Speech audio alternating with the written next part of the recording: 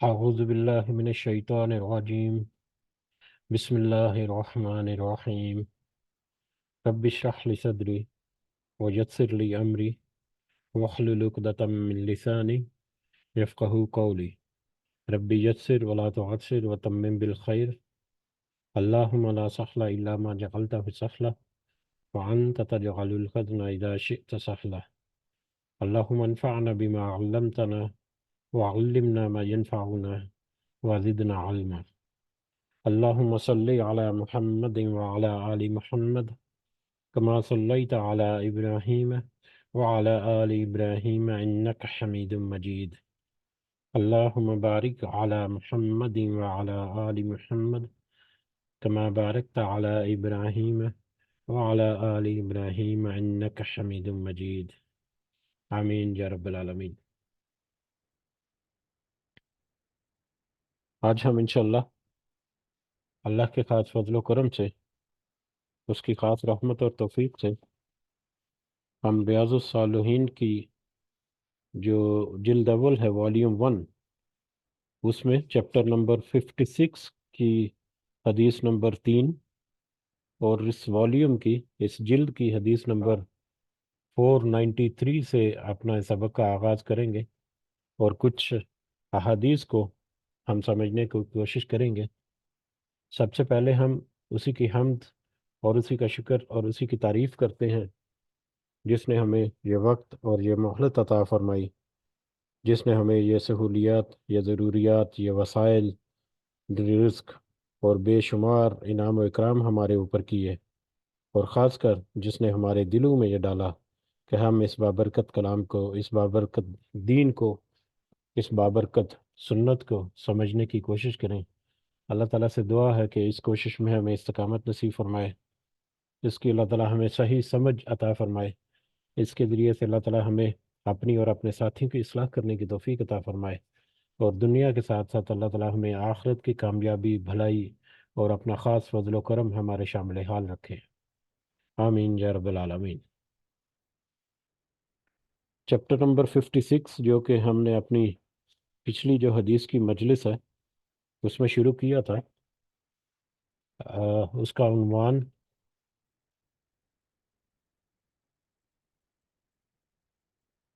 شوقہ تنگدستی اور کھانے پینے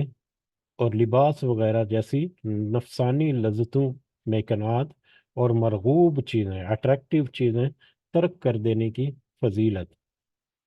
اس کے بارے میں ہم نے مزید بھی کچھ تھوڑی سی سمجھنے کی یا یاد دہانی کی ہم نے کوشش کی تھی کہ اس سے پہلا جو چیپٹر ہم نے دیکھا تھا جو کہ زہد کے متعلقہ تھا،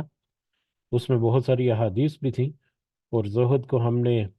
دوبارہ سے یاد تازہ کرنے کی یا یاد دہانی کی کوشش کی تھی کہ زہد کی ہی ایک برانچ یا زہد کی ہی ایک اس کا جو اس کا موضوع جو ہے وہ ہے دنیا میں جو انسان اپنی نفس کے اوپر، اپنی ذات کے اوپر جو وسائل اللہ تعالیٰ دیتا ہے، جو رزق اللہ تعالیٰ اس کو دے رکھتا ہے، یا جو اس کو وسائل میسر ہیں، ان میں سے بھی کم سے کم کے اوپر اکتفا کرنا، اور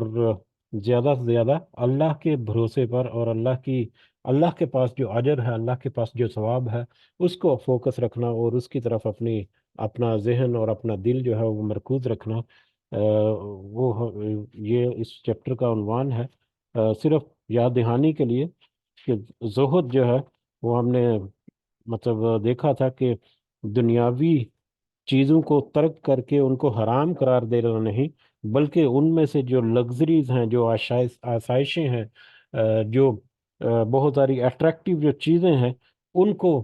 ان کے اوپر کم سے کم بھروسہ کرنا، اور ان کا کم سے کم ان کو استعمال کرنا، جو بھی ایک انسان کی اپنی کوشش ہے۔ ادروائز اللہ تعالیٰ نے جو مال اور وسائل اور جو بھی اللہ تعالیٰ نے دیے ہیں، اس کی کچھ ریفلیکشن جو ہے آپ کے اٹھنے بیٹھنے میں، آپ کے لباس میں ہو سکتی ہے، لیکن اس میں ضرورت سے بڑھ چڑھ کر مطلب زیب و آرائش کرنا اور نمود و نمائش کرنا اور اس طرح کی چیزیں جس سے دوسرے لوگ جو ہیں مرغوب ہوں اور آپ کا اپنا پیسہ جو ہے وہ بھی ضائع ہو، اسراف وغیرہ، آپ کی مجلسیں جو ہیں ان کے اندر کھانے وغیرہ کے معاملات میں، باقی ڈیکوریشن وغیرہ کے معاملات میں بہت ساری ایسی چیزیں جو آج ہمارے معاشرے میں ہمارے ہمارے رسم و رواج میں مطلب موجود ہیں، جو ہمارے اندر پیوست ہو چکی ہیں، ان میں سے اکثر چیزیں جو ہیں ان کو اپنی زندگیوں سے نکال کر سادگی لے کر آنا در حقیقت یہ زہد کا ایک بنیادی نقطہ ہے۔ اور بہت ساری احادیث اور بہت سارے جو عام اصحاب کرام جو ہیں رضوان اللہ اجمعین، ان کی زندگیوں سے بھی ہمیں بہت سارے اس کے مثالیں اور میسیجز جو ہیں وہ ملتے ہیں۔ جیسا کہ نبی کریم صلی اللہ علیہ وسلم کی حدیث ہے کہ اس دنیا کا سے مجھے کیا سروکار، اس سے زیادہ نہیں اس دنیا کی حیثیت کے جیسے مسافر جو ہے راہ چلتے اسے درخت ایک نظر آئے اور وہاں پر تھوڑی دیر سستانے کے لیے رک جائے۔ تو یہ ہم نے دیکھا تھا۔ اور دوسرے نمبر پہ اس کی کلیریفیکیشن یا اس کی یاد دہانی اس لیے ہے کہ اس میں اگر کوئی شدت کے جذبات آ جائیں، اس میں اگر کوئی اس طرح سے جذبات ابھر آئیں کہ یہ ساری چیزیں حرام ہیں، یہ ساری چیزیں منع ہیں، یہ وہ، اس کو تھوڑا سا اپنا جو مائنڈ ہے یا اپنی جو ویژن ہے اس کو تھوڑا سا بیلنس رکھنے کے لیے، کہ ایک بیلنس طریقے سے، ایک ایوریج طریقے سے، مناسب طریقے سے ان چیزوں کو اپنانا اور ان چیزوں کے سے پھر فوائد حاصل کرنا، تاکہ جو بھی اللہ تعالیٰ نے وسائل دیے ہیں ان میں دنیا جو ہے وہ بھی ہماری گزرے اور ان سے ہم آخرت بھی اپنی کو کما سکیں۔ اس کے علاوہ جو پہلی دو احادیث ہم نے پڑھی تھی، آیات بھی ہم نے دیکھی تھی، خاص کر دو احادیث جو پڑھی تھی، اور آج بھی کچھ دو تین احادیث ہمیں ملیں گی جو کہ نبی کریم صلی اللہ علیہ وسلم کا جو رہن ہے سہن ہے، ان کے جو حالات تھے، ان کی ذاتی زندگی کے، ان کے گھر کے کھانے پینے کے، یا ان کے گھر کی چیزیں جو تھیں ان کے متعلقہ ہم دیکھیں گے کہ بہت ہی قسم پرسی ظاہری طور پر دیکھنے میں لگتی تھی، لیکن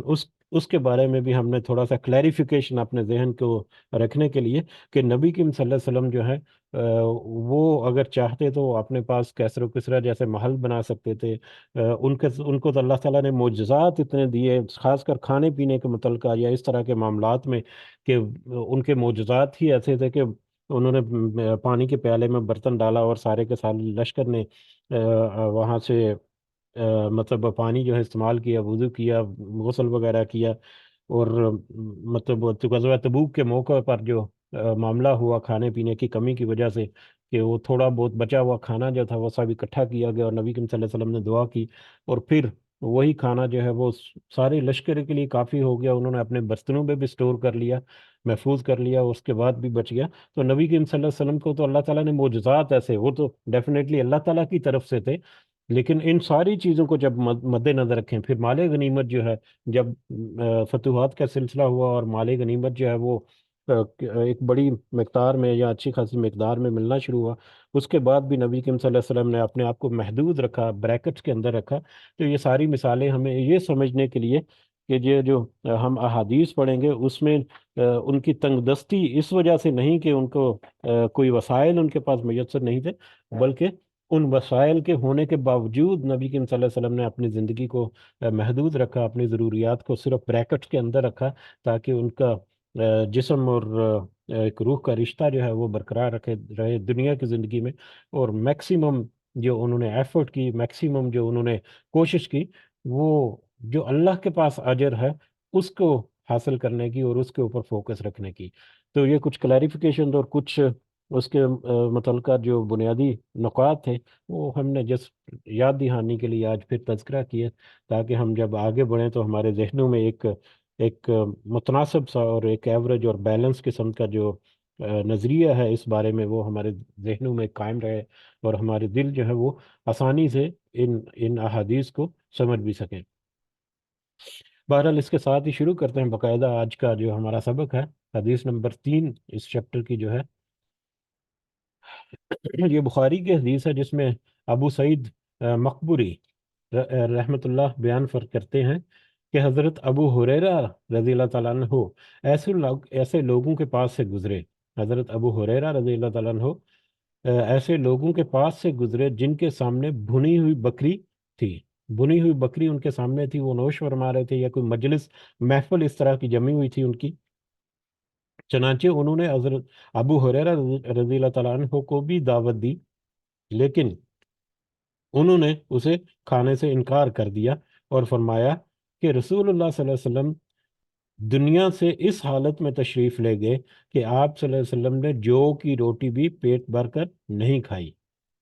حضرت ابو ہریرہ نے اس محفل کا حصہ بننے سے انکار کر دیا، یا اس محفل کا حصہ نہیں بنے، یہ کہتے ہوئے کہ نبی کریم صلی اللہ علیہ وسلم نے جب جو کی روٹی بھی ساری زندگی اپنے پیٹ بھر کر نہیں کھائی، تو میں اس طرح کی ایسی مجلس میں مطلب انہوں نے جانے سے پرہیز کیا جہاں پر بھنی ہوئی بکری جو ہے وہ موجود تھی، وہاں پر طعام وغیرہ۔ تو اس کا ایک جو پہلو جو مجھے سمجھ آتی ہے وہ یہ ہے، ویسے تو کوئی مطلب بکری کا گوشت ووشت جو وہ چیزیں جو ہیں وہ ایسی بات نہیں ہے، لیکن ہو سکتا ہے کہ اسراف کا کوئی میٹر ہو، بہت زیادہ مطلب نمود و آرائش کے میٹرز ہوں، بہت زیادہ مطلب ایسی چیزوں کو بڑھا چڑھا کر پیش کیا گیا، تو ایسی مجلس اور ایسی محفل میں جانے سے اس وجہ سے نہیں کہ وہاں وہاں کچھ مطلب ان لوگوں کے ساتھ بگاڑ دیں، بلکہ احسن طریقے سے، اچھے طریقے سے اس سے اعراض کریں، یا اس سے تاکہ جو جو آپ کو دعوت دینے والے ہیں، تاکہ وہاں پر جو لوگ ہیں وہ آپ کی بات کو سمجھ سکیں پازیٹیولی طور پر۔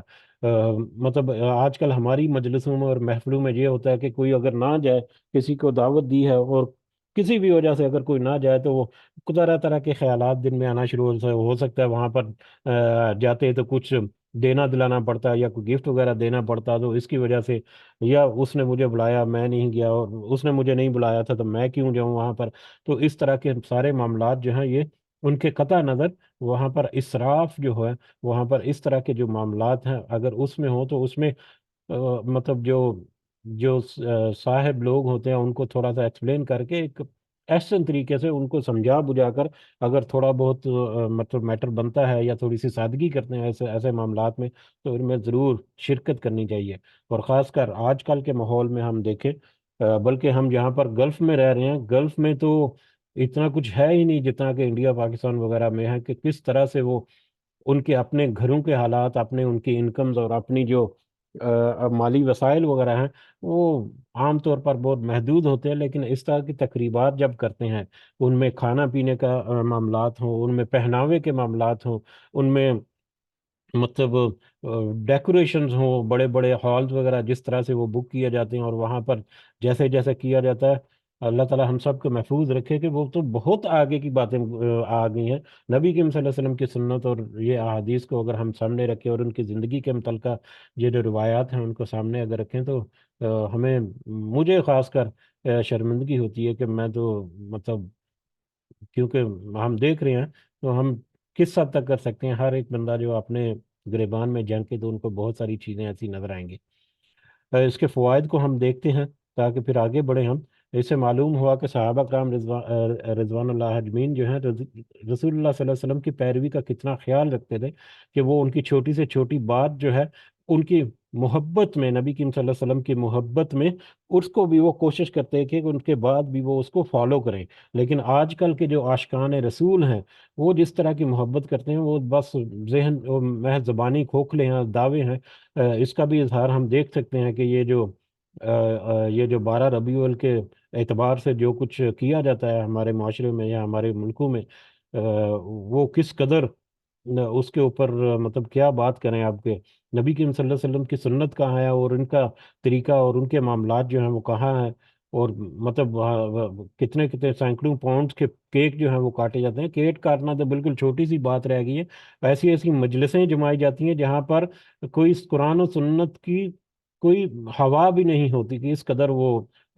ماورائے قرآن و سنت ہوتی ہیں محفلیں۔ بہرحال تو یہ ایسی زبانی محبتوں سے بہتر ہے کہ اپنی زندگی کو سادہ کر کے نبی کریم صلی اللہ علیہ وسلم کا جو آسان سا طریقہ ہے اس کے اوپر اپنے آپ کو رکھا جائے۔ اور اس کے علاوہ اس میں دیکھیں، جن دعوتوں میں اسراف کا مظاہرہ ہو، جیسے بدقسمتی سے آج کل کی دعوتوں میں یہ اسراف عام ہے، حتیٰ کہ دیندار لوگوں کی دعوتیں بھی اس سے مستثنیٰ نہیں ہیں۔ ہم دیکھتے ہیں کہ ہمارے دیندار لوگ، گو کہ پہلے بھی تذکرہ ہوا کہ یقیناً یقیناً یقیناً وہ ہم سے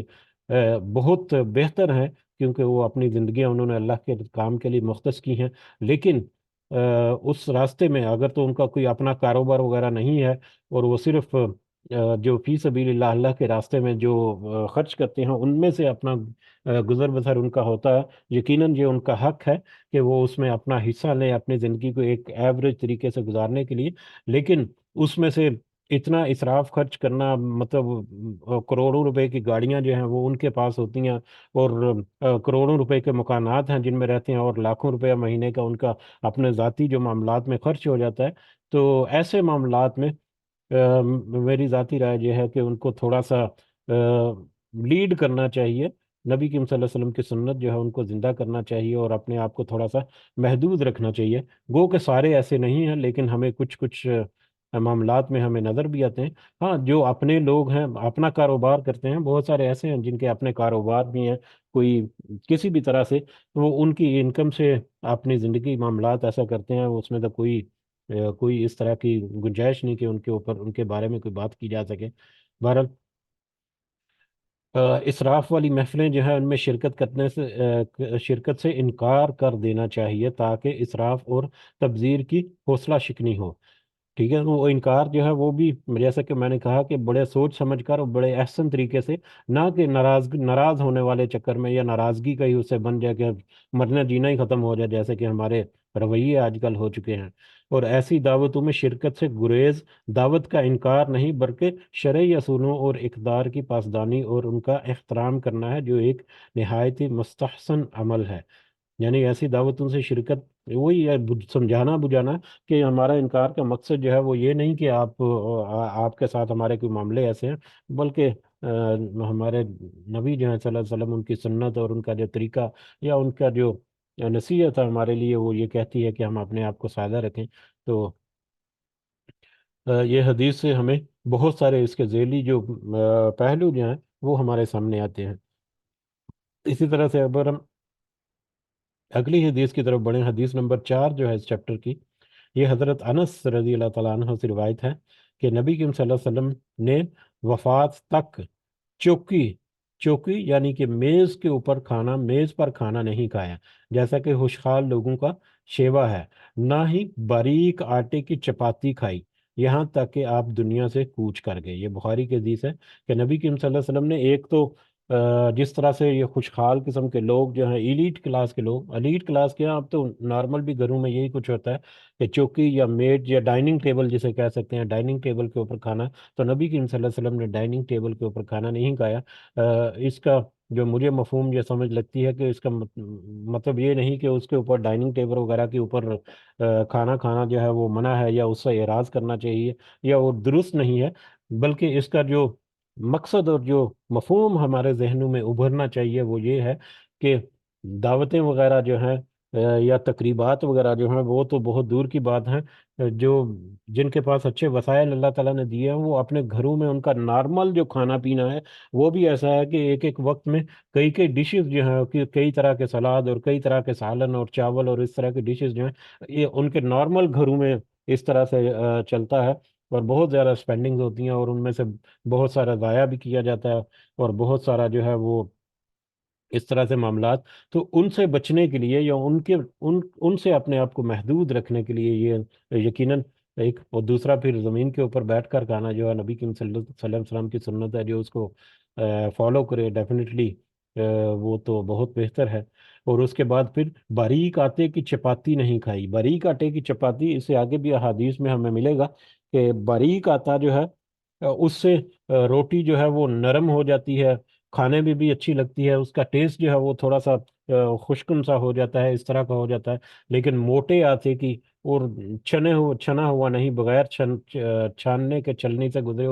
گزارے بغیر آٹے کی جو روٹی جو بنائی جاتی ہے، اس میں موٹے موٹے سے اس کے اجزاء رہتے ہیں، اور وہ تھوڑی سی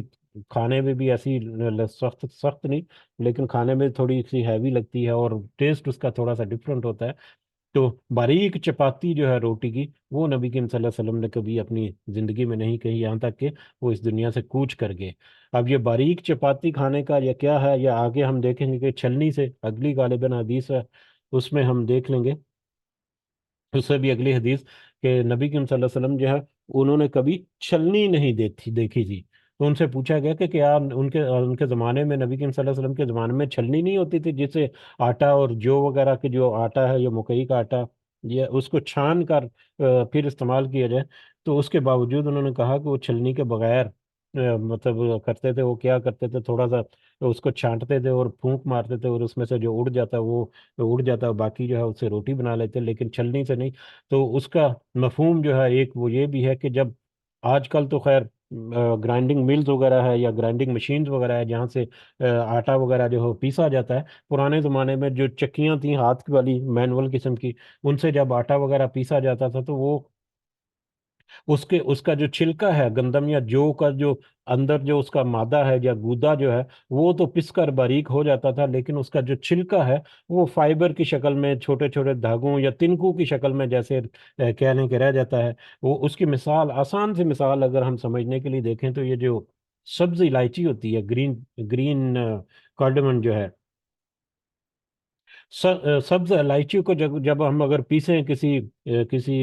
مطلب پیسنے والی جو گرل، اس میں سلے وغیرہ جو ہوتی ہیں، اس میں ہم اس کو جتنا مرضی پیسیں، اس کے اندر جو بیج اس کا ہے وہ تو باریک کٹا جاتا ہے، لیکن اس کا چھلکا جو ہے وہ دیکھتے ہیں ہم کہ چھوٹے چھوٹے فائبر یا دھاگوں کی شکل میں سا رہتا ہے، اور اس کو جب کھانے وغیرہ میں دیکھیں تو آپ کے منہ میں جب آتا ہے تو وہ عجیب سی کیفیت ہوتی ہے کہ یہ کیا منہ میں آ گیا، جیسے کوئی دھاگا آ گیا یا تنکا آ گیا۔ تو اسی طرح سے وہ گندم اور جو وغیرہ کا جو ہے، ان کو جب مینول چکی وغیرہ سے پیسا جاتا تو وہ اس طرح کا اس میں سے کچھ ٹیکسچر جو ہے وہ اس طرح کا بنتا جو کہ کھانے میں بھی، لیکن اگر ٹیکنیکلی دیکھا جائے یا بایولوجیکلی دیکھا جائے تو وہ صحیح فائبر جو ہے، صحیح طاقتور چیز جو ہے وہ یہی ہے۔ تو آج کل بلکہ جو پسا ہوا آٹا ہے اس کو اگر چھانے بغیر ہم استعمال کریں تو آج کل تو اس طرح کی کیفیت نہیں ہوگی، کیونکہ وہ سارا پس کر باریک باریک ہو جاتا ہے، لیکن پرانے زمانوں میں وہ ہوتا تھا جس کو کھانے میں بھی تھوڑا سا ایسا فیل ہوتا تھا۔ لیکن نبی کریم صلی اللہ علیہ وسلم نے اس طرح سے بھی اپنی زندگی کو نہیں رکھا، یہ بھی کہہ لیں کہ انہوں نے اپنی زندگی کو محدود کرنے کا ایک ایڈیشنل پوائنٹ تھا، یا ایک ایڈیشنل جو ان کی ایفرٹ تھی اپنی زندگی میں۔ تو یہ ساری چیزیں جو ہیں یہ بھی ہمیں، اور دوبارہ سے ہم اپنے ذہن میں رکھیں تو نبی کریم صلی اللہ علیہ وسلم اگر چاہتے تو یہ سارا کچھ ان کی فنگر ٹپس پہ موجود تھا، لیکن انہوں نے ان ساری چیزوں سے اپنے آپ کو بچا کر رکھا۔ اس میں بھی دیکھیں، اگر فوائد میں دیکھیں تو یہ آپ صلی اللہ علیہ وسلم نے خوشحال لوگوں کے طور طریقے نہیں اپنائے۔ جیسا کہ خوشحال لوگ جو ہیں، کھاتے پیتے لوگ جو ہیں، وہ اٹھتے بیٹھتے، ان کا پہناوا اور ان کے کھانے اور ان کا سارے معاملات جو ہیں اس طرح سے انہوں نے اپنے نہیں اپنائے، بلکہ سادہ معاشرت اختیار کی اور فقراء کا سا رہن سہن رکھا۔ اسی طرح خوشخوار خوش خوراکی اور شکم سیری اس کی بجائے بقدر کفاف خوراک یعنی معمولی خوراک پر کنات کیا، یعنی کہ پیٹ کو مطلب وہ بالکل ہی منہ تک بھر جائے، میدا جو ہے یہاں تک کھانا نہیں کھایا، بلکہ ہمیں احادیث سے جو نصیحت ملتی ہے کہ ایک حصہ کھانے کے لیے، ایک حصہ جو ہے وہ پینے کے پانی کے لیے، اور ایک حصہ جو ہے ہوا کے لیے رکھنا چاہیے۔ تو یہ تو صحت کے بنیادی اصول جو ہیں ان میں بھی بڑا اہم رول ادا کرتا ہے۔ تو لیکن ہم گو کہ ہم، اور میں تو خاص کر اپنی بات کروں گا، اللہ تعالیٰ مجھے ہدایت دے کہ اللہ تعالیٰ مجھے بھی اس کے اوپر عمل کرنے کی بھی توفیق عطا فرمائے۔ بہرحال چکم سیری، پیٹ کو منہ تک بھر کر کھانا، اور بہت زیادہ خوراک جو ہے وہ اپنی اس کی بجائے انہوں نے اپنی جو خوراک ہے اس کو عام سادہ اور مقدار میں بھی کم ہی رکھا، اسی پر قناعت کی۔ اگلی حدیث جو ہے، حدیث نمبر 5 جو ہے، یہ حضرت نعمان بن بشیر رضی اللہ تعالیٰ عنہما سے ہے کہ انہوں نے کہا کہ میں نے تمہارے نبی صلی اللہ علیہ وسلم کو اس حال میں دیکھا۔ میں نے تمہارے نبی، جس کو وہ ذکر کر رہے تھے، تمہارے نبی کا مطلب یہ نہیں کہ انہوں نے کبھی نہیں یا وہ مخالفت، بلکہ ایک یہ بھی تقریر کا یا بات کرنے کا انداز ہے کہ مطلب جو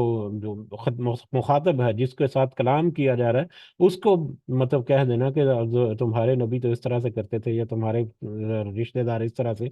تو اس کا مطلب یہ نہیں کہ میرا تعلق نہیں ہے، یہ ایک انداز کلام ہے کہنے۔ بہرحال حضرت نعمان بن بشیر رضی اللہ تعالیٰ عنہ سے روایت ہے کہ میں نے تمہارے نبی صلی اللہ علیہ وسلم کو اس حال میں دیکھا کہ ردی کھجور بھی اتنی مقدار میں آپ کو میسر نہ تھی جس سے اپنا پیٹ جو ہے وہ بھر لیتے۔ ردی کھجور جو ہے، ردی کھجور یہاں پر ہے کہ لو کوالٹی کی کھجور، وہ کھجور جو عام طور پر جس کو پسند نہیں کیا جاتا کھانے کے لیے، یا پرائس وغیرہ کے اعتبار سے جو تو کم گریڈ کی یا کم کوالٹی کی یا مطلب ادنا درجے کی جو کھجور ہے، اس طرح کی کھجور جو ہے، جو کہ مطلب اویلیبلٹی بھی اس کی وافر مقدار میں ہو، اور قیمت وغیرہ بھی یا پسندیدگی کے اعتبار سے بھی زیادہ اس کو مطلب پسند نہ کیا جاتا ہو، تو ایسی کھجور جو ہے جو آسانی سے دستیاب ہو، جو غریب سے غریب بندہ جو ہے وہ بھی اس کو مطلب حاصل کر سکے، تو نبی کریم صلی اللہ علیہ وسلم نے تو اپنے پاس ردی کھجور یا اس طرح کی لو کوالٹی کھجور بھی آپ کو میسر نہیں تھی، یا وہی احادیث اور ہم نے جو اس سے پہلے جو بیک اپ کیا اپنے ذہن میں، کہ انہوں نے تو اس طرح کیا کہ وہ مطلب کم کوالٹی والی کھجور جو ہے وہ بھی اپنے پاس اس طرح سے جمع نہیں کی، اور اس کو بھی پیٹ بھر کر نہیں کھایا کہ وہ شکم سیری میں آ جائے۔ یہ بھی پچھلی احادیث کے ساتھ ہی اس کی مماثلت ہے، اور اس میں بھی ہمیں پتہ چلتا ہے کہ مطلب بہت سستی سستی چیزیں جو ہیں، اس کا مطلب ہماری طرح نہیں کہ کوئی سستی چیز ہے تو اس کو ڈبل پرچیز کر لیا کہ آفر لگی ہوئی ہے، تو خیر مطلب معروف طریقے سے ایسا کرنا تو ٹھیک ہے، لیکن اسٹاک کر کے رکھ لینا اور پھر اس کو لمبے عرصے کے لیے محفوظ رکھنا اور لمبے عرصے تک اس کو کرنا جو ہے، اس طرح کی ساری چیزیں جو ہے وہ بھی ہمیں تھوڑا بہت اس سے اندازہ ملتا ہے اس حدیث سے۔ اسی طرح سے اگلی حدیث نمبر 6 جو ہے، یہ حضرت سہل بن سعدی، حضرت سہل بن سعد رضی اللہ تعالیٰ عنہ سے روایت ہے کہ رسول اللہ صلی اللہ علیہ وسلم نے اپنی بعثت یعنی اعلان نبوت سے اپنی وفات تک چھنے ہوئے صاف آٹے کی روٹی نہیں دیکھی۔ یہ جو ابھی تذکرہ کیا تھا ہم، چلنی سے گزرا ہوا آٹا یا چھنا ہوا آٹا جو ہے، تو نبی کریم صلی اللہ علیہ وسلم نے اپنے اعلان نبوت سے لے کر اپنی وفات تک چھنے ہوئے صاف آٹے کی روٹی نہیں دیکھی۔ ان سے پوچھا گیا کہ تم لوگوں کے پاس رسول اللہ صلی اللہ علیہ وسلم کے زمانے میں چھلنیاں نہیں ہوتی تھی کیا؟ چھلنیاں نہیں ہوتی تھی اس وقت؟ تو انہوں نے جواب دیا کہ یہ رسول اللہ صلی اللہ علیہ وسلم نے اپنی نبوت سے اپنی وفات تک کوئی چھلنی نہیں دیکھی، یعنی انہوں نے چھلنی اگر ہوتی بھی تھی تو انہوں نے اس کو رکھا نہیں، یا اس کو استعمال نہیں کیا، یا اس سے چھان کر جو آٹا ہے وہ استعمال نہیں کیا۔ پھر ان سے پوچھا گیا کہ تم لوگ بغیر چھنے ہوئے جو کی روٹی جو ہے وہ کیسے کھاتے تھے؟ انہوں نے جواب دیا کہ ہم جو کو پیستے، پھر اس میں پھونک مارتے، بس اس میں سے جو اڑتا وہ اڑ جاتا، اور جو باقی رہتا اسے ہم گوندھ لیتے۔ یعنی چھنے مطلب جو نارمل جو پیسا ہوا آٹا ہے جو کا، یا گندم کا جو بھی ہے، جو اور گندم جو ہے وہ ملتے جلتی ہیں آپس میں، تھوڑا سا فرق ہے، تو مطلب اس کو چھلنی سے نہیں گزارتے تھے، بلکہ تو انہوں نے کہا نہیں چھلنی سے نہیں گزارتے تھے، بلکہ اس میں تھوڑی سی پھونک ماری اور وہی خس و خساک اور تنکے جیسا جو وزن میں بڑا بہت ہلکا ہو جاتا ہے اس کا جو چھلکا ہے پسنے کے بعد، تو وہ اس میں سے اڑ جاتا، اور باقی جو رہتا اس کو گوند لیتے، اور اس کو پھر روٹی وغیرہ چپاتی وغیرہ کھانے کے لیے بنانے کے لیے استعمال کرتے۔ تو یہ وہی جو ہم نے سمجھنے کی کوشش کی کہ زندگی کو سادہ رکھنے کے لیے، لو رکھنے کے لیے، اپنا جو عاجزی ہے اس کو لو رکھنے کے لیے، یا ڈاؤن ٹو ارتھ رکھنے کے لیے بھی کہہ سکتے ہیں، جس کو گراس لیول پہ اپنے آپ کو رکھنا، جتنے بھی اللہ تعالیٰ نے وسائل دیے لیکن پھر بھی اپنے آپ کو گراس لیول پہ رکھنا، جو کم تر درجے کے لوگ ہیں ان کے اندر اپنے آپ کو شامل رکھنا، اور ان کے ساتھ ان کے جیسا رہن سہن جو رکھنا جو ہے، وسائل ہونے کے باوجود، تو یہ سارے معاملات جو ہیں ہمیں اس سے بھی واپس اندازہ ہوتے ہیں۔ اسی طرح سے اگلی حدیث جو ہے حدیث نمبر 7، یہ بھی حضرت ابو ہریرہ سے رضی اللہ تعالیٰ عنہ، کہ رسول اللہ صلی اللہ علیہ وسلم ایک دن یا رات، دن کا وقت تھا یا رات کا وقت تھا، ایک دن یا رات کو گھر سے باہر نکلے تو حضرت ابو بکر و عمر رضی اللہ تعالیٰ عنہما سے ملاقات ہوئی۔ نبی کریم صلی اللہ علیہ وسلم گھر سے باہر نکلے تو حضرت ابو بکر اور حضرت عمر جو ہیں وہ ان سے ملاقات ہوگی ان کی، تو آپ صلی اللہ علیہ وسلم نے پوچھا تمہیں اس وقت کس چیز نے باہر نکلنے پر مجبور کیا؟ تو ان دونوں نے کہا کہ بھوک نے، حضرت عمر اور حضرت ابو بکر نے کہا رضی اللہ تعالیٰ عنہما کہ بھوک کی وجہ سے یا رسول اللہ ہم باہر نکلے ہیں۔ تو آپ صلی اللہ علیہ وسلم نے ارشاد فرمایا اللہ کی قسم جس کے ہاتھ میں میری جان ہے، مجھے بھی اسی چیز نے باہر نکالا ہے، یعنی میں بھی نبی کریم صلی اللہ علیہ وسلم جی بھوک کی شدت کی وجہ سے اپنے گھر سے باہر نکلے۔ ظاہر ہے انہوں نے کوئی اس سے پہلے جو حدیث ہم نے دیکھی ہیں، اور خاص کر پچھلے چیپٹر میں کچھ حدیث ہم نے دیکھی تھی کہ انہوں نے اپنے گھر میں ایک ہوتا نا راشن وغیرہ جمع کر لینا، کوئی مہینے کا، ہفتے کا، 10 دن کا راشن وغیرہ بھی اس طرح سے جمع نہیں کیا انہوں نے اپنے گھروں میں، نبی کریم صلی اللہ علیہ وسلم نے. تو اس لیے پھر وہ جتنا تھا وہ جب کنزیوم ہو جاتا، مال و دولت بھی جمع نہیں ہے، تو کئی دفعہ جو ہے، جیسا کہ پچھلی حدیث میں ہم نے دیکھا تھا پچھلے سبق میں، کہ حضرت عائشہ رضی اللہ تعالیٰ عنہا کا کہنا کہ کئی کئی مہینے تک ہمارا گزارا جو ہے وہ صرف دو سیاہ چیزوں کے اوپر ہوتا تھا، کھجور اور پانی. وہ بھی کبھی مل جاتی اور کبھی نہیں ملتی. تو یہ ان کی سادگی کا ایک اور، کہ بھوک لگنے کی وجہ سے نبی کریم صلی اللہ علیہ وسلم نے کہا کہ میں بھی اسی وجہ سے باہر نکلا ہوں، اللہ کی قسم کھا کر انہوں نے کہا. آ، چلو اٹھو. پھر نبی کریم صلی اللہ علیہ وسلم نے کہا چلو اٹھو. چنانچہ وہ دونوں بھی آپ صلی اللہ علیہ وسلم کے ساتھ چل چل کھڑے ہوئے. آپ صلی اللہ علیہ وسلم ایک انصاری آدمی کے پاس آئے. وہ اس وقت گھر میں موجود نہیں تھا. نبی کریم صلی اللہ علیہ وسلم ایک انصاری جو صحابی تھے، ان کے گھر آئے تھے، لیکن وہ گھر میں موجود نہیں تھا. اس کی بیوی نے آپ صلی اللہ علیہ وسلم کو دیکھا تو کہا خوش آمدید، یعنی اس کی بیوی نے ان کو خوش آمدید کہا. یقیناً جس گھر میں نبی کریم صلی اللہ علیہ وسلم کی آمد ہو، وہ اس سے زیادہ خوش قسم گھر کون ہو سکتا ہے. بہرحال رسول اللہ صلی اللہ علیہ وسلم نے اس سے پوچھا کہ فلاں انصاری کہاں ہے؟ تو اس نے جواب دیا وہ ہمارے لیے میٹھا پانی لینے گئے ہیں. یعنی وہ انصاری جو ہے وہ حالات کے اعتبار سے اچھا ہوگا، تو میٹھا پانی لینے کے لیے گئے ہوئے ہیں وہ. اتنے میں وہ انصاری جو ہے وہ بھی آ گیا. بس اس نے رسول اللہ صلی اللہ علیہ وسلم اور آپ کے دونوں ساتھیوں کو دیکھا تو پھر کہا الحمدللہ، آج مجھ سے زیادہ معزز مہمانوں والا کوئی نہیں، کوئی ایسا شخص نہیں آج پوری کائنات میں جس کے پاس مجھ سے زیادہ معزز مہمان آئے ہوں. یہ اس قدر وہ خوش ہو گیا نبی کریم صلی اللہ علیہ وسلم کو اپنے گھر میں پا کر. پھر وہ گیا اور کھجور کا ایک خوشہ لے کر آیا. خوشہ یعنی کھجور کا ایک لمبا تنا جو ہے، جس کے اوپر تازہ کھجور جو ہے وہ لگی ہوتی ہے، درخت وغیرہ سے توڑنے کے بعد جو ہے کھجور کو لگ کیے بغیر پورے کا پورا خوشہ لا کر اس نے نبی کریم صلی اللہ علیہ وسلم کو پیش کر دیا. اور اس خوشے میں، جس میں گدری خشک اور تر کھجوریں جو تھیں، طرح مطلب کوئی پکی ہوئی ہوتی ہے، کوئی اس میں کچی کھجور ہوتی ہے، کوئی جو ہے بالکل مطلب پک کر بالکل نرم ہو چکی ہوتی ہے، تو ملی جلی اس میں کھجوریں تھیں. اور نبی کریم صلی اللہ علیہ وسلم کو وہ پیش کیا اور کہا کہ آپ کھائیں.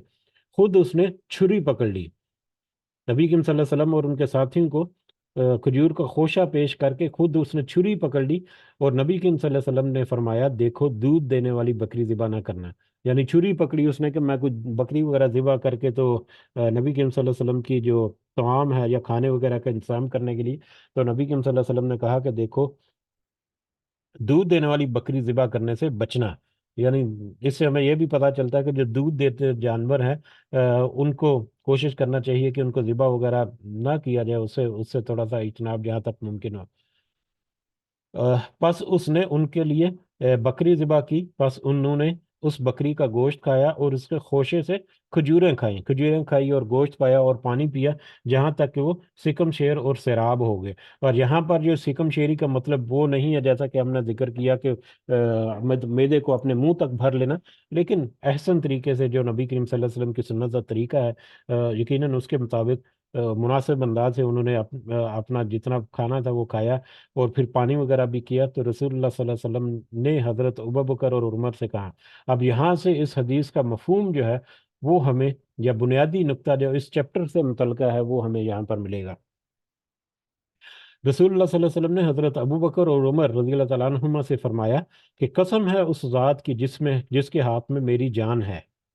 تم قیامت والے دن ان نعمتوں کے بارے میں ضرور پوچھے جاؤ گے. تم قیامت والے دن ان نعمتوں کے بارے میں ضرور پوچھے جاؤ گے. ان نعمتوں کے لیے کن نعمتوں کے؟ یہ جو نعمت ابھی کھانے پینے کی شکل میں تمہیں میسر کی، اللہ تعالیٰ نے تمہیں مہیا کی، ان نعمتوں کے بارے میں یا اس طرح کی جتنی نعمتیں ہیں تمہارے پاس جو اللہ تعالیٰ کے انعامات ہوئے، ان کے بارے میں ضرور پوچھے جاؤ گے. تمہیں بھوک نے تمہارے گھروں سے نکالا، لیکن اب تم ان نعمتوں سے لطف اندوز ہو کر اپنے گھروں کو لوٹ رہے ہو. یہ حدیث کا ایک چیپٹر کے اعتبار سے اس کا بنیادی جو نقطہ ہے وہ یہ ہے کہ اب تمہارے پیٹ جو ہے وہ بھر چکے ہیں. اللہ تعالیٰ کی طرف سے تمہیں نعمتیں ملی ہیں جن کے ذریعے سے تم نے اپنے نفس کو سیراب کر لیا ہے. اب دیکھو کہ ان نعمتوں کا تمہیں حساب دینا ہوگا. ان نعمتوں کا تمہیں جواب دینا ہوگا کہ ان نعمتوں کے نتیجے میں تمہیں جو صحت ملی، تمہیں جو تندرستی ملی، تمہیں جو طاقت ملی، اس طاقت کو، صحت کو، تندرستی کو تم نے کہاں یہ استعمال کیا، کہاں کھپایا۔ تو یہ ایک بہت ہی اہم نقطہ ہے جس کے ہم بہت زیادہ تفصیل میں نہیں جاتے، وہ ایک الگ سے ایک دوسرا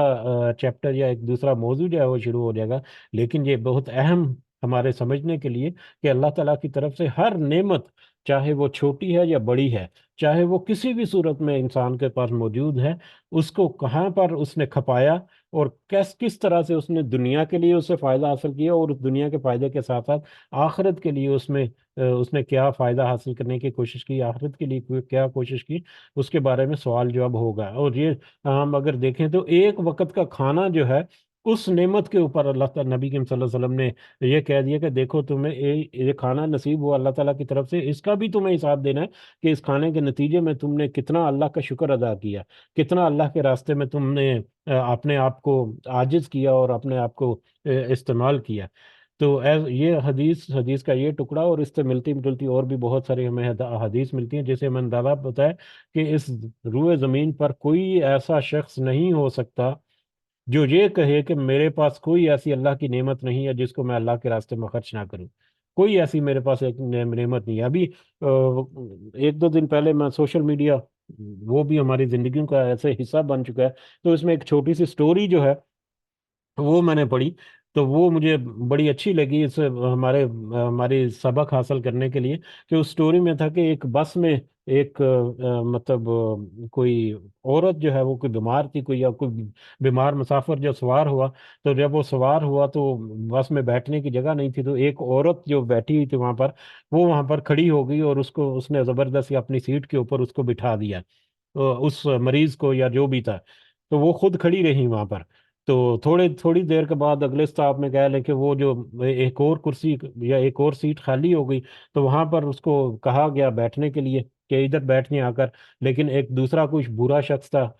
یا کوئی اس طرح سے کچھ دوسرا اور کوئی تھا ایسا، تو اس نے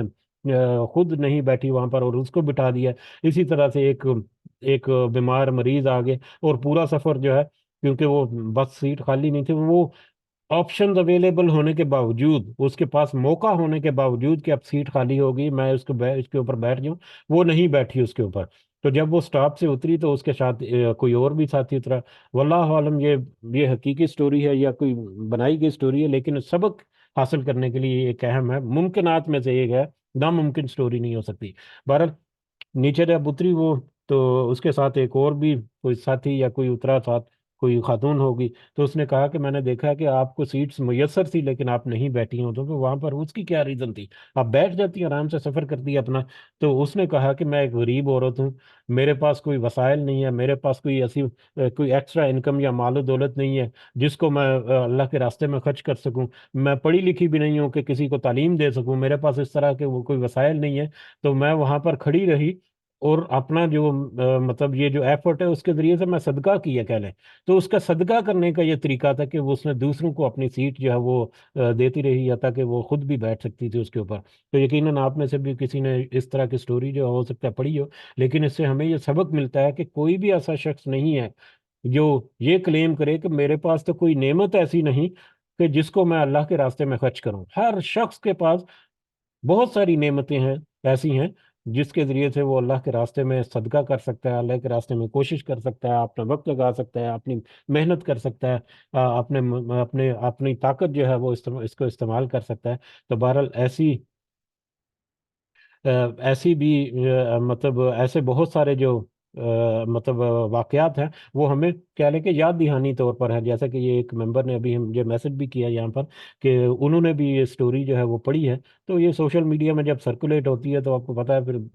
مطلب بہت پھیل جاتی ہے۔ تو بہرحال سوشل میڈیا سے بہت ساری اچھی نصیحت کی چیزیں جو ہیں وہ ہمیں مل سکتی ہیں، جس سے ہم فائدہ یا سبق جو ہے وہ اٹھا سکتے ہیں، حاصل کر سکتے ہیں۔ اس کے فوائد میں اگر ہم دیکھیں تو اس میں رسول اللہ صلی اللہ علیہ وسلم، آپ کے جانثار صحابہ جو ہیں، ان کی تنگ دستی کا ذکر ہے، کہ نہ صرف نبی کریم صلی اللہ علیہ وسلم جو، بلکہ ان کے صحابہ کرام جو ہیں رضوان اللہ اجمعین، وہ بھی نبی کریم صلی اللہ علیہ وسلم کے بتائے ہوئے طریقے کے مطابق یا ان کے گزر بسر جس طرح سے وہ کرتے تھے اس کے مطابق اپنی زندگیوں کو گزارنے کی کوشش کرتے تھے۔ جس سے مسلمان ابتدائی دور میں اور ہجرت کے بعد گزرے۔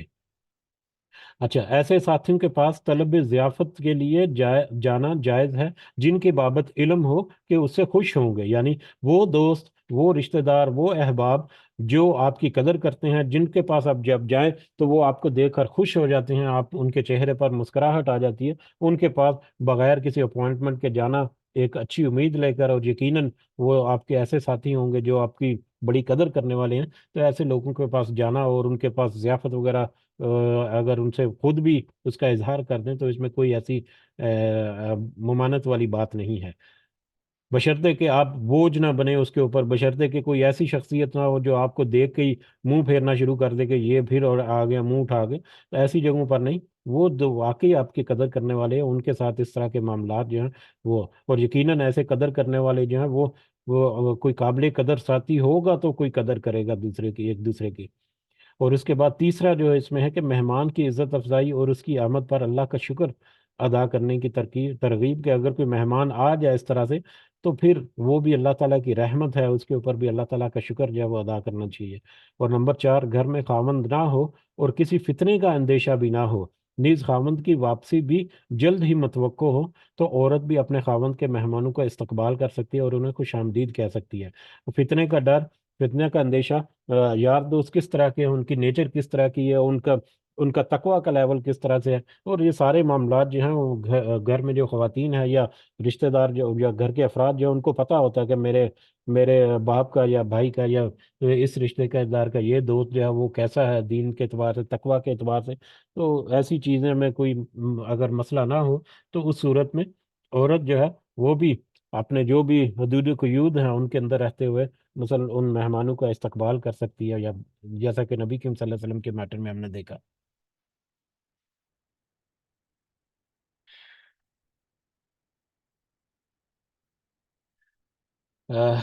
جی، میرا خیال ہے یہیں پہ رکتے ہیں کیونکہ اگلی حدیث بھی تھوڑی سی لمبی ہے اور اس میں بھی کچھ پوائنٹس ہیں وہ ہمیں ملیں گے، اور الحمدللہ آج ہمارا جو سبق ہے وہ بھی وقت پہ شروع ہو گیا تھا، الحمدللہ ثم الحمدللہ۔ تو یہیں پہ رکتے ہیں اس بابت، یہ بہت اہم چیپٹر ہے، بہت اہم ٹاپکس ہیں جو ہماری زندگی میں ہمارے سامنے اللہ تعالیٰ نے رکھ دی ہے۔ اللہ تعالیٰ سے دعا ہے کہ اس میں جو یقیناً بے شمار نصیحت کی باتیں ہیں جو ہم نے ذکر کی، جن سے ہم نصیحت حاصل کر سکتے ہیں، بہت ساری ایسی باتیں جو ذہنوں میں نہیں آئی، جب انسان جو غور و فکر کرتا ہے تو ان کے ذہنوں میں بہت ساری چیزیں آتی ہیں، تو اللہ تعالیٰ ان ساری باتوں سے، ان ساری احادیث سے ہمیں سبق حاصل کر کے ہمیں اپنی اصلاح کرنے کی توفیق عطا فرمائے۔ تو یہ تو ایسی باتیں ہیں کہ جن کے اوپر بہت سارے ایسے پوائنٹس ہیں کہ ہمیں ضرور سوچنا چاہیے، اور اپنے اپنے ذہن کو، اپنی عادات کو، اپنے رہن سہن کو فائن ٹیون کرنا چاہیے جتنا ہمارے لیے ممکن ہو۔ اللہ تعالیٰ سے دعا ہے کہ اللہ تعالیٰ ہمیں اس میں مدد اور رہنمائی اور اپنا خاص فضل و کرم ہمارے شامل حال رکھے۔ آمین یا رب العالمین، وما علینا الا البلاغ المبین۔ یہ اس نسبت سے اگر آپ کچھ اضافہ کرنا چاہیں تو کر سکتے ہیں، جزاکم اللہ خیرا کثیرا۔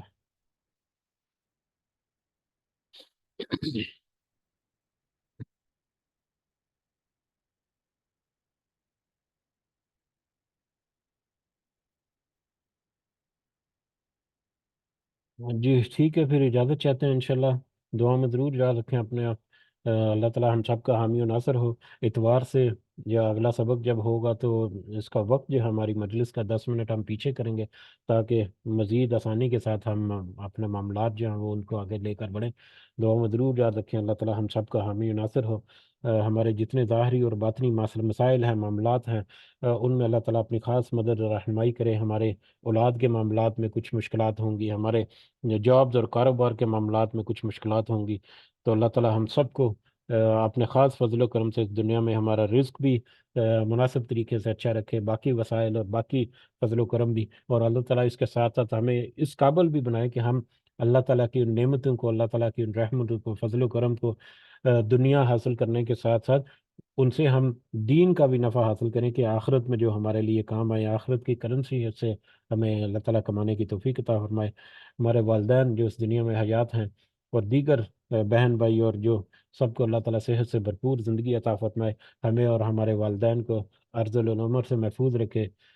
جو اس دنیا سے گزر گئے ہمارے والدین خاص کر اور باقی جتنے مومنین اور مومنات، اللہ تعالیٰ سب کو اپنے خاص فضل و کرم سے جنت الفردوس میں اللہ مقام عطا فرمائے۔ اپنے والدین کو ضرور اور ضرور اپنی دعاؤں میں یاد رکھیں، کیونکہ اللہ رسول صلی اللہ علیہ وسلم کے بعد والدین کی اہمیت جو ہے وہ سب سے زیادہ ہے ہمارے لیے۔ تو اللہ تعالیٰ ہمارے والدین جس بھی حالت میں ہیں، جہاں پر بھی ہیں، چاہے اس دنیا سے ہیں چاہے رخصت ہو چکے، ان کے اوپر اپنا خاص فضل و کرم اپنا رکھے۔ رب ارحمہما کما ربیانی صغیرہ، رب ارحمہما کما ربیانی صغیرہ، رب ارحمهما كما ربياني صغيرا، ربنا آتنا في الدنيا حسنة وفي الآخرة حسنة وقنا عذاب النار، ربنا ظلمنا أنفسنا وإن لم تغفر لنا وترحمنا لنكونن من الخاسرين، ربنا تقبل منا إنك أنت السميع العليم وتب علينا إنك أنت التواب الرحيم، سبحان ربك رب العزة عما يصفون وسلام على المرسلين والحمد لله رب العالمين، سبحانك اللهم وبحمدك أشهد أن لا إله إلا أنت أستغفرك وأتوب إليك، جزاكم الله خيرا كثيرا، السلام علیکم ورحمۃ اللہ وبرکاتہ۔